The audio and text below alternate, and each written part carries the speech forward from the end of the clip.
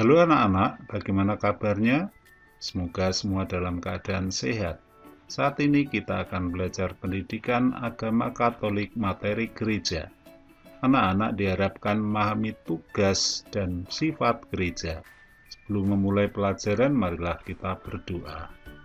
Ya Yesus, pada hari ini kami hendak belajar untuk semakin mengenal iman kami, yaitu iman akan Allah Tritunggal, Bapa, Putra, dan Roh Kudus, di dalam persekutuan gerejamu. Dampinglah kami dalam pelajaran ini, agar kami semakin mengenal dan mengimanimu. Karena Kristus Tuhan kami. Amin. Anak-anak, dalam rumusan syahadat iman Katolik atau kredo ditegaskan bahwa sebagai umat beriman kita percaya akan Roh Kudus, Gereja Katolik yang kudus, serta persekutuan para kudus. Istilah persekutuan para kudus atau Communion Sanctorum, anak-anak gereja disebut persekutuan para kudus, terutama karena didasari iman. Iman yang dijadikan dasar persekutuan adalah iman akan Yesus Kristus dan Roh Kudus. Itulah sebabnya gereja disebut sebagai tubuh Kristus. Para kudus adalah orang-orang yang beriman yang telah memperoleh kehidupan kekal di surga sebagaimana dijamin oleh Yesus melalui sabdanya. Aku berkata kepadamu sesungguhnya, jikalau kamu tidak makan daging anak manusia dan minum darahnya, kamu tidak mempunyai hidup di dalam dirimu.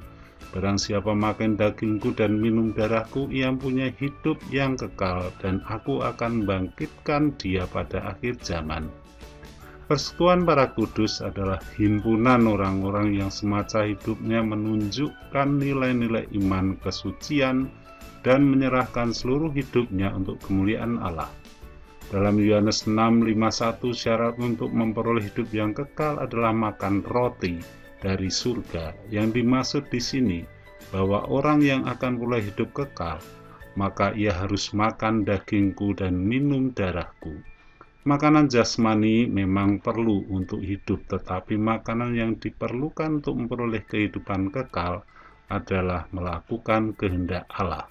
Yesus melakukan kehendak Allah hingga rela menyerahkan tubuh dan darahnya di kayu salib. Dalam gereja sebagai persekutuan terdapat 3 kelompok dengan corak hidup yang khusus.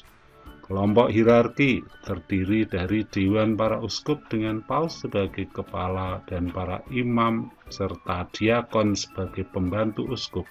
Tugas hierarki adalah sebagai pemimpin dan gembala gereja. Kelompok biarawan-biarawati adalah kelompok yang mengejar kesempurnaan hidup secara khas dengan mengikrarkan kaul ketaatan, keperawanan, dan kemiskinan. Tugasnya adalah mewujudkan corak kehidupan dengan kaul-kaul dan menyuburkan kesucian gereja dan kemuliaan Allah Tritunggal.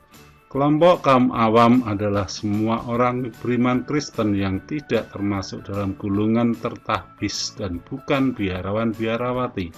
Tugasnya adalah meresapkan Injil. Anak-anak gereja sebagai persekutuan. Gereja adalah persekutuan umat yang percaya kepada Yesus Kristus. Roh Kudus menggerakkan persekutuan dalam gereja, maka Roh Kudus disebut juga sebagai jiwa gereja. Semangat dasar persekutuan adalah cinta dan harapan. Cinta dalam tradisi gereja Katolik terdapat istilah Santo, Santa, Beato.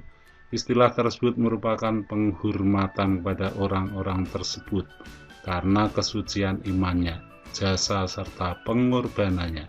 Semua istilah tersebut berarti yang disucikan. Santo Stefanus adalah martir pertama. Martir mempertahankan imannya akan Kristus karena iman, kesucian, serta pengorbanannya kepada Kristus dan gereja. Ia diberi gelar Santo.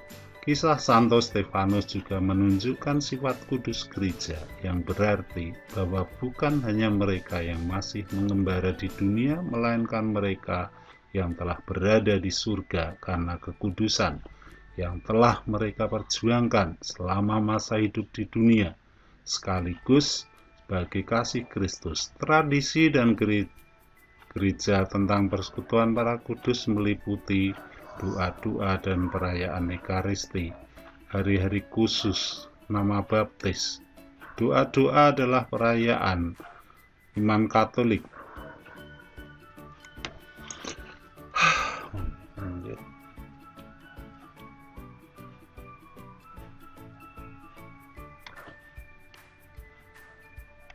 Dalam gereja Katolik terdapat istilah Santo, Santa, Beato, Beata. Istilah tersebut merupakan penghormatan kepada orang-orang tersebut karena kesucian imannya, jasa, serta pengorbanannya. Semua istilah tersebut berarti yang disucikan. Santo Stefanus adalah martir pertama. Martir artinya orang yang wafat karena mempertahankan imannya akan Kristus. Karena iman, kesucian, serta pengorbanannya kepada Kristus dan gereja, ia diberi gelar Santo. Kisah Santo Stefanus juga menunjukkan sifat kudus gereja, yang berarti bahwa bukan hanya mereka yang masih mengembara di dunia, melainkan mereka yang telah berada di dalam surga karena kekudusan yang telah mereka perjuangkan selama masa hidup di dunia, sekaligus karena kasih Kristus. Tradisi dan ajaran gereja Katolik tentang persekutuan para kudus meliputi doa-doa atau perayaan Ekaristi, hari-hari khusus, dan nama baptis. Doa-doa atau perayaan Ekaristi gereja Katolik mengimani ikatan dengan para kudus di surga. Hal itu tampak di dalam beberapa doa atau bagian Ekaristi, misalnya litani, orang kudus, syahadat para rasul, dan doa syukur agung. Hari-hari khusus di samping pada tanggal 1 dan 2 November gereja Katolik memperingati arwah umat beriman dan para kudus. Terdapat hari-hari di dalam rentang sepanjang tahun. Gereja Katolik memperingati para kudus, yakni Santo dan Santa. Misal 4 November Santo Carolus Borromeus, 13 Juni Santo Antonius dari Padua, 7 April Santo Yohanes Pembaptis de la Salle, dan sebagainya. Nama baptis merupakan nama pelindung ketika mereka baptisan. Setiap orang memilih nama baptis yang diambil dari nama Santo, Santa, atau para kudus sebagai penghormatan sekaligus keteladanan terhadap semangat yang telah ditunjukkan oleh mereka. Selain sebagai penghormatan melalui doa dan perayaan Ekaristi, gereja menyampaikan permohonan kepada Tuhan melalui para kudus. Nah, demikian pembelajaran kita saat ini. Sekarang marilah kita tutup dengan berdoa. Bapa yang Maha Pengasih, kami mengucapkan syukur karena kami telah Engkau segarkan kami dengan pengetahuan baru dalam memahami sifat gereja ini. Berkatilah kami agar kami dapat mewujudkan sifat gereja itu dalam kehidupan kami. Demi Kristus Tuhan kami. Amin.